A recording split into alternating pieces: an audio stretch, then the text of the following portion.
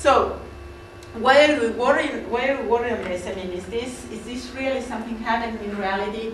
Well, in the last 2 years, it has changed a lot. Not only in 2006, with this article, the amount of publications, scientific publications and media that has been speaking seriously on geoengineering has rocketed. It's like a lot of them, and you have the data in this.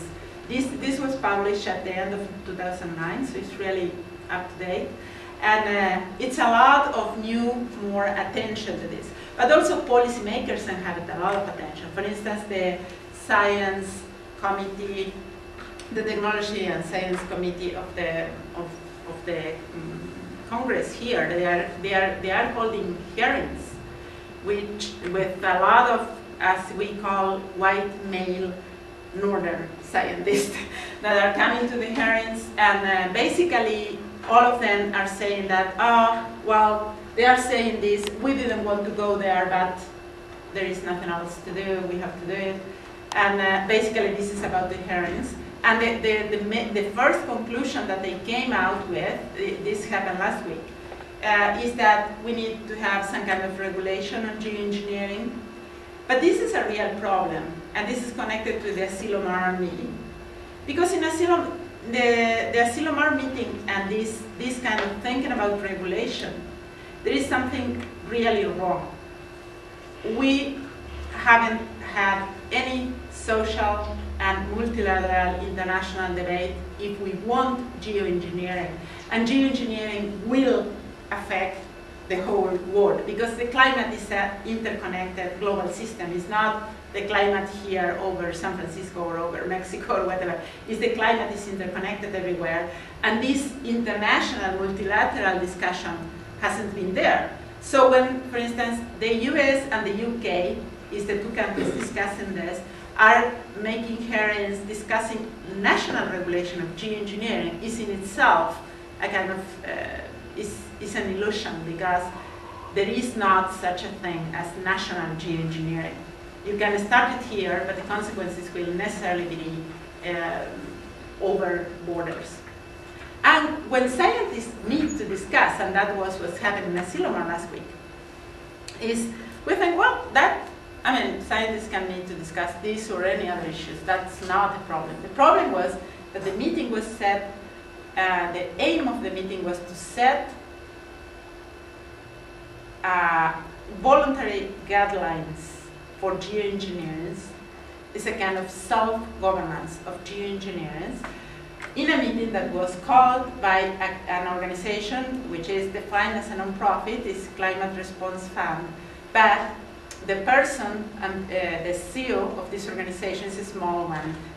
It's a scientist, Margaret Leinen, and she's the mother of the CEO and owner of Climos, this San Francisco-based for-profit institute. And this is not about being the mother. I mean, she can't be held responsible for having a son that is working on geoengineering while he's promoting this. But she was also one of the founders and holds patents on methods to work on ocean fertilization. So the commercial connections in the Asilomar meeting, where there are plenty of them, many of the scientists that are there, they have patents on geoengineering. You will see the list of patents, the ones we found in this. Can I take that? Thank you. in retooling the planet, and you will see the many of the participants. There are lists of different patents.